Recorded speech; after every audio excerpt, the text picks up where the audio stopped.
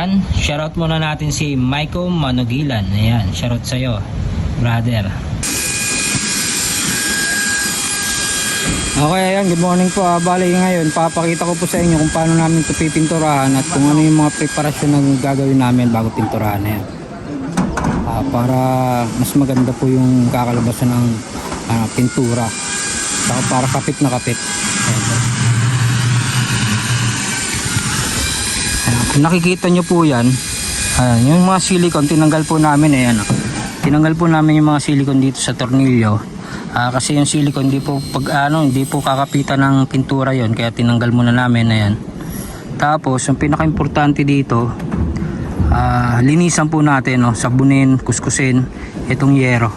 Kasi grabe po yung nito, yung alikabok na dumikit. Kung nakikita nyo po, ito po.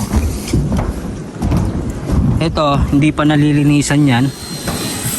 Kumpara doon po, nalinisan na. Ayan, lumabas na po yung kulay niya na kulay beige, pero nag-fade na rin. Tapos dito, ayan, kung nakikita nyo po yung kulay puti na yan, alikabok po yan. Ayan, kailangan po natin linisin yan bago pinturahan para yung nilalagay natin na pintura ay kumapit po. Ayan, ginagawa namin dyan ay sinasabon po namin. Ayan, binabrush. Ayan, kagaya nyan. Ayan. Ayan. Okay.